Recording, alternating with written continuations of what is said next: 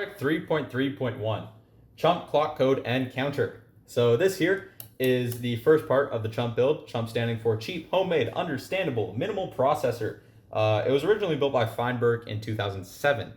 It includes three kind of main areas I want to point out here. There is the counter segments, an astable, monostable, and bistable, NAND logic, and a program counter. First, let's look at the counters, the oscillators. So there is an astable oscillator here, and it's controlled by this potentiometer. We can speed it up or slow it down. It's shown by this LED. Then there's the monostable, controlled by this button. If we press the button, it turns on. Simple enough.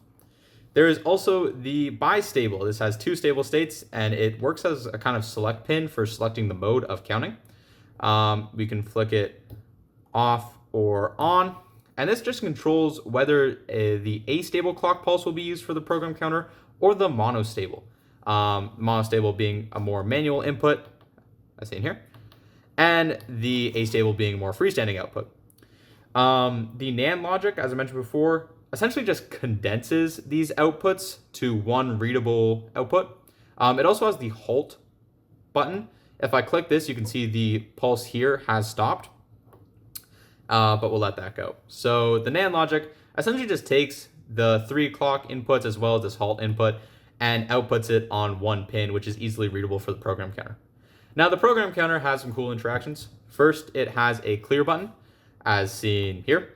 And then as well, it has a load button. So the load, when pressed and when drawn low, it will take whatever's on the input pins, which are these four pins here, A through D, in this case controlled by a dip switch, and it will output them on QA to QD. So let's go to manual mode because it's easier to see.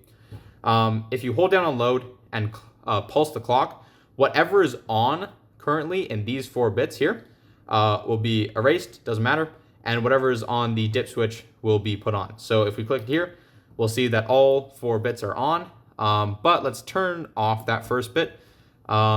And if we pulse it again, we can show it turning off. So it will ignore whatever is on the pulse before and go to whatever is on these input values as well.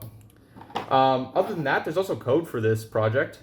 This code here will swap two values, an A and a B value, without the use of a third location. And it does this through XOR. So when Feinberg originally built the CHUMP instruction set, there were 14 unique instructions with 7 real instructions, and then a constant and a memory for each of those. This allows for one extra instruction to be built out here.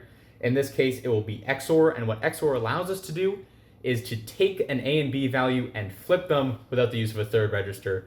And when the actual build is built out more, I'll explain that more. Anyway, thank you. That's all. So have a great day.